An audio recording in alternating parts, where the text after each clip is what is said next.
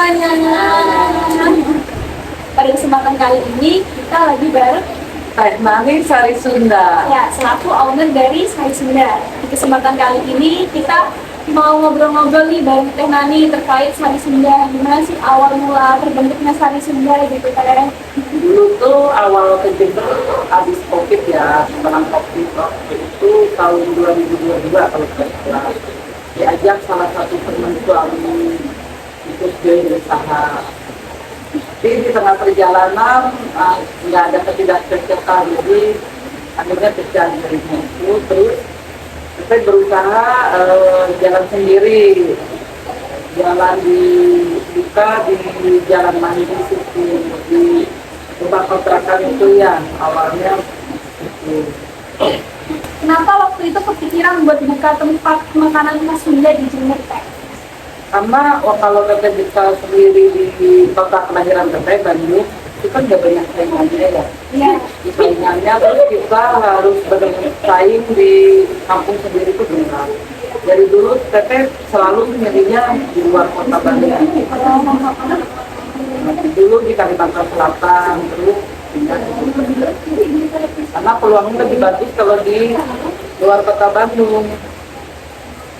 Waktu awal Teteh merilis tuh kira-kira apa tantangan yang membuat Teteh susah buat Sunda gitu? Mengenalkan produk kita ya, karena kan makanan yang kita jual makanan khas Sunda yang mungkin nggak familiar di lidah orang Jawa Timur bentuknya, tapi kita pelan-pelan kita coba kenalin sampai sekarang alhamdulillah ternyata orang Jawa Timur khususnya Jember cocok sama makanan khas Sunda. Jadi dari awal emang pengennya kayak konsepnya ke Sunda gitu? Iya, memang pengen Sunda banget, soalnya kan dulu juga di Kalimantan Selatan 15 tahun saya buka itu juga. Karena suami sakit jadi kita pulang ke Bandung. Pernah coba di Bandung ternyata gagal karena ya saingannya banyak, kan kita bertarung di kandang sendiri itu berat, ya aneh gitu. Terus awal promosi kan jarang ya kan? Gimana cara promosi? Waktu itu ada infuser Jember yang membantu waktu itu. Katanya banyak followersnya beliau itu ngetek ke itu kuliner Jember ya, waktu itu yang pertama promosiin. Katanya batagornya terenak si Jember, belum ada rasanya yang enak di Jember. Jadi dari situ, dari Manggis tuh dulu awalnya menunya nggak segitu banyak, cuma somai batagor aja. Dari situ belum, karena waktu itu kan terbatas modal, jadi pelan-pelan nikmatin prosesnya, ada modal tambah lagi, menu tambah lagi sampai sekarang. Prasmanan Sari Sunda, iya baru. Unik banget sih konsepnya ada. Saung-saungnya, memang kan di Jember, khususnya di Jember ya, teteh lihat belum ada kuliner Sunda yang lengkap dalam satu tempat ya. Kalau somai kan biasanya somai aja, batagor aja. Nah di teteh tuh pengen Sari Sunda 83 itu jadi pelopor pertama kuliner masakan khas Sunda terlengkap di Jember. Makanya konsepnya pun harus benar-benar Sunda banget gitu. Sunda. Pas gitu sama kuliner Sunda itu, tapi ngerasa kayak makin ramai gitu. Iya. Sebenarnya yang tahu Sunda ya. Iya, sampai viral ya, sudah viral.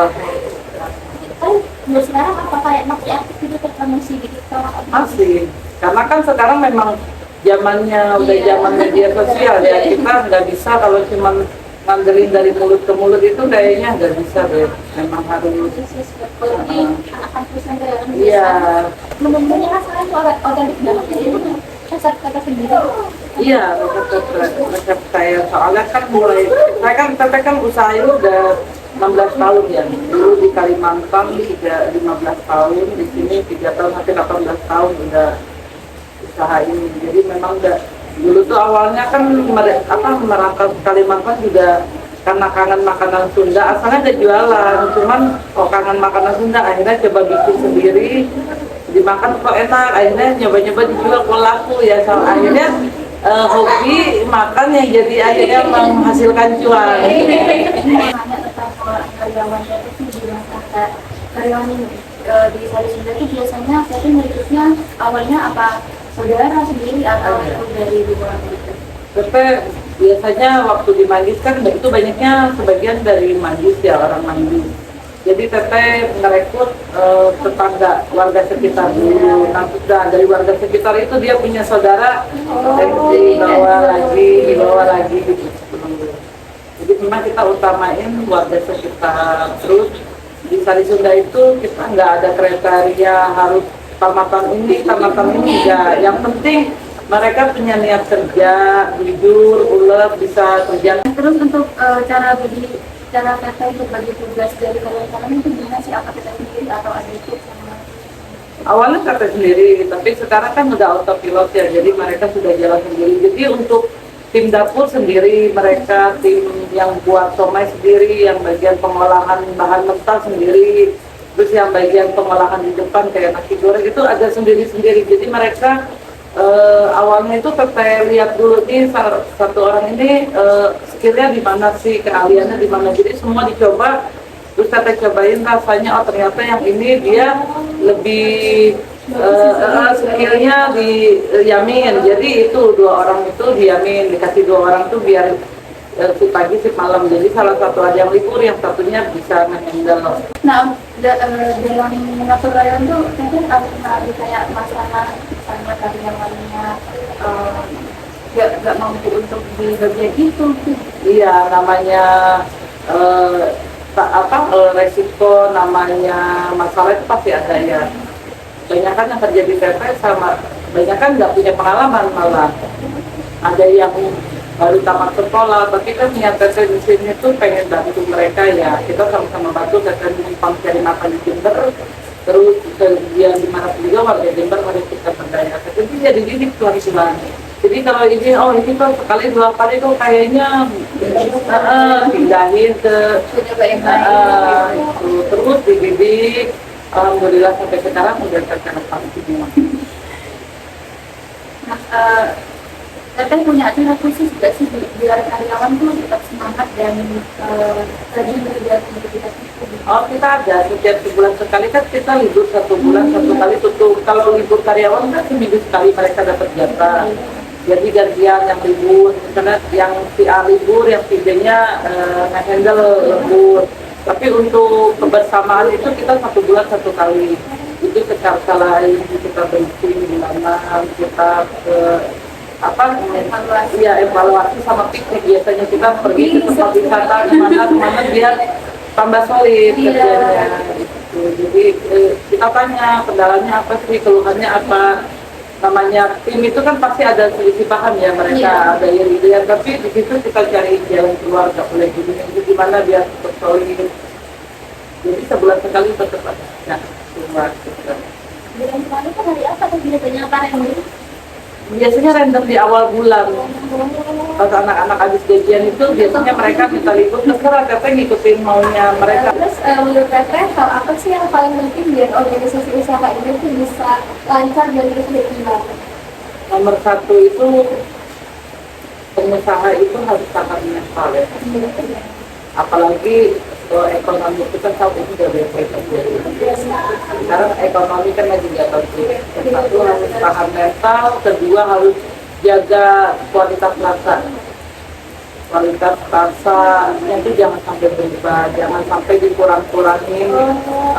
Misalnya kadang kan bahan baku mahal, terus banyaknya pedagang itu dikurang-kurangin bumbunya atau porsinya, itu nggak boleh. Lebih baik kalau memang nggak bisa ditoleransiin lagi, lebih baik kita naikin harga, jangan sampai kita ngurangin rasa biar tetap rasanya tuh stabil. Terus sama pelayanan ya, jadi servis mental yang harus kuat, sabar, pertahanin rasa, sama pelayanan, sama kalau bisa ya yang harganya terjangkau.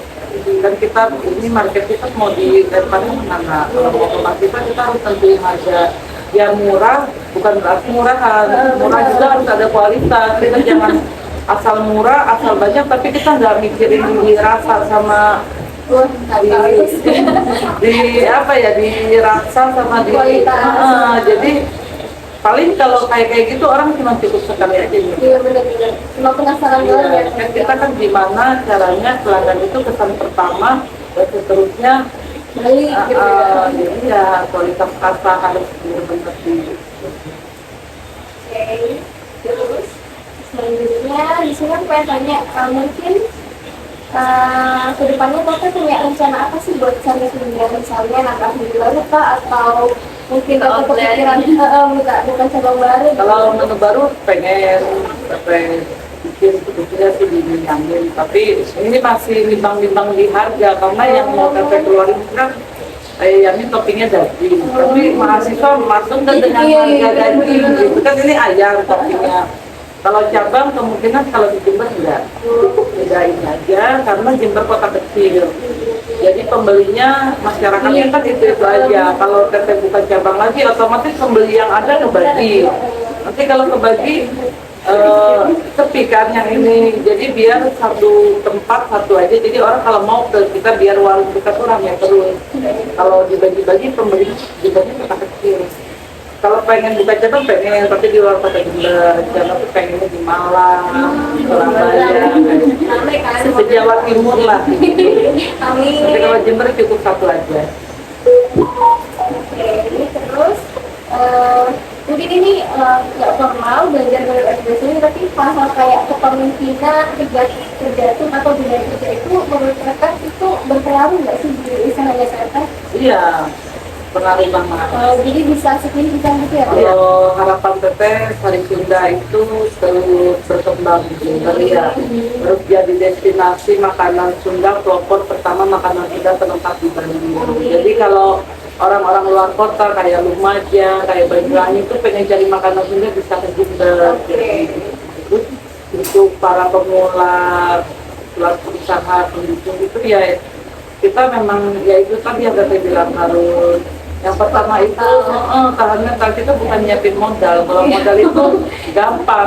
Ya orang banyak punya uang tapi dia nggak punya skill. Jadi skillnya itu terus diasah. Terus kita harus tahu dulu usaha kita ini target kita tuh siapa, kita mau buangnya kemana. Banyak orang itu punya modal besar tapi dia nggak mikirin kapan balik modalnya. Dia buka kafe, buka itu terus balik modalnya kapan? Kayak asal aja gitu Iya, ya. memang semua itu harus di apa? Direncanain, terus kita harus sabar mengikuti prosesnya. Penting ya itu, ya kita harus jaga kualitas juga, harus terus jualannya itu jangan yang musim-musiman, jangan yang Yang harus yang viral-viral. punya Iya, ciri khas, iya, yang unik, yang masyarakat itu minat untuk mencobanya itu tinggi gitu. Itu apa ya, pengen coba. Jadi kalau yang viral-viral itu kan cuma sebentar aja biasanya. Jadi memang konsepnya itu harus terkonsep, memang harus dipikirin dari awal konsepnya itu mau gimana, mau gimana. Kalau tapi kan memang konsepnya pengen makanan Sunda yang benar-benar identik Sunda banget. Sekian dari kelompok kami. Mohon maaf apabila ada salah kata. Terima kasih ya Teh sudah mau Sama-sama. diundang. Semoga saya sudah sukses selalu. Amin. Amin. Wassalamualaikum warahmatullahi wabarakatuh.